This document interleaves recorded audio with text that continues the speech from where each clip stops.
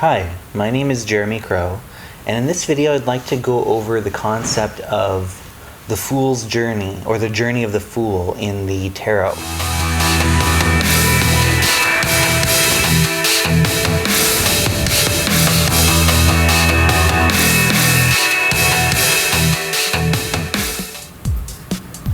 So in the tarot deck, there are two main divisions. So there are the 22 Major Arcana cards, and these are the main cards that have like the name that you probably heard of, like Death, the Lovers, the Fool. Now, within these 22 cards, the Fool is typically placed these days as the 0 card at the front of the deck. In the sequence. So there's this concept that is developed that the entire 22 cards of the Major Arcana each represent kind of a stage in the journey that the Fool takes through these archetypes. It's kind of like the hero's journey that's Joseph Campbell talks about, the mythologist. But the Fool is kind of this young, naive, optimistic, idealistic kind of wayfarer or journeyman, and he sets off on his quest. And they call him the Fool, but that has a lot more of a negative connotation than I think is meant in the tarot. So people who work with the tarot a lot tend not to think of what this means to most people who aren't familiar with the tarot, but the Fool doesn't mean just some idiot. It just means a naive, young, optimistic, idealistic person who's doesn't know what they're getting themselves into yet, but they have the courage to go forward and try something new and explore. Now, one of the neat things is that you've got some of the decks, they actually have slightly different sequence. So you have people who have decided that they wanted to swap,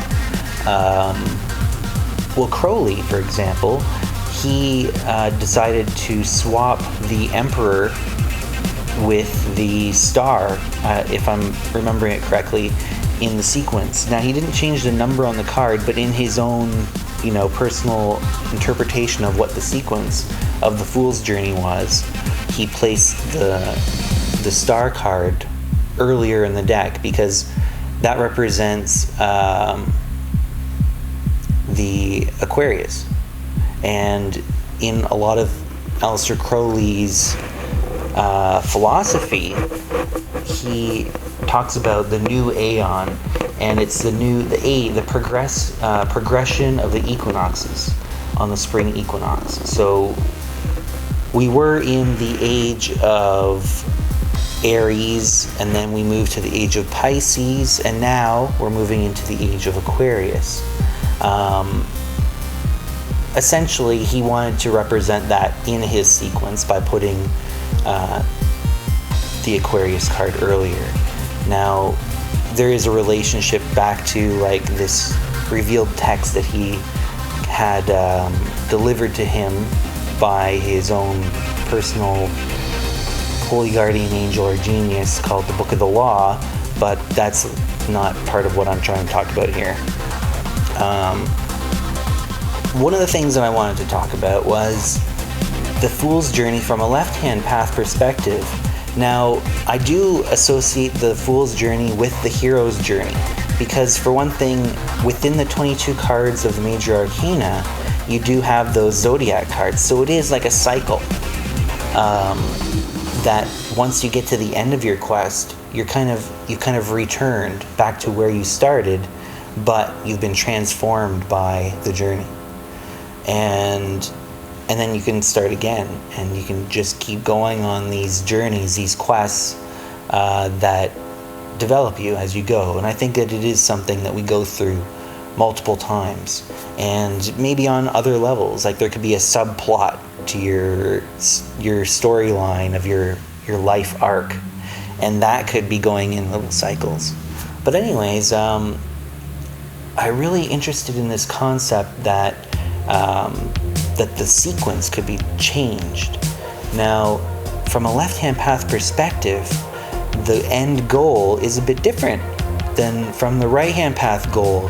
The right-hand path goal would be to absorb yourself into the unity or the cosmic all, or God or monad, to blend yourself in with the flow, to be part of that will of nature itself, or the will of the universe itself, or to be an instrument of God, or there's a million different terms.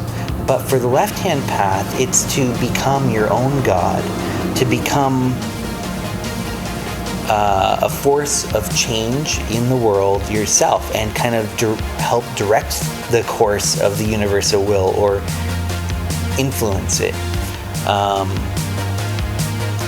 It's to become a god of your own. So what card would you think would be the end card in that sequence? I'd like to hear what you think about it. I have my own ideas that we can share in a discussion, but I'd like to hear what you have to think about what would be a good end card, or a card that represents a climax in the journey of the left-hand path versus right-hand path. What do you think? I'd also like you to know that I've started a new tarot blog. It's at torchbearertarot.com, and I'd like you to just subscribe to it so that we can, continue this discussion together. You can comment on the posts, and we can talk about this stuff. One of the best ways to do it is to sign up with your email address, so anytime a new post happens, you'll just get it delivered to your email, and you can just read it in your email conveniently. Yeah, if you like this video, I hope you'll also subscribe to my YouTube channel, and maybe check out a few of my other videos. I have a couple other videos on tarot you might be interested in checking out.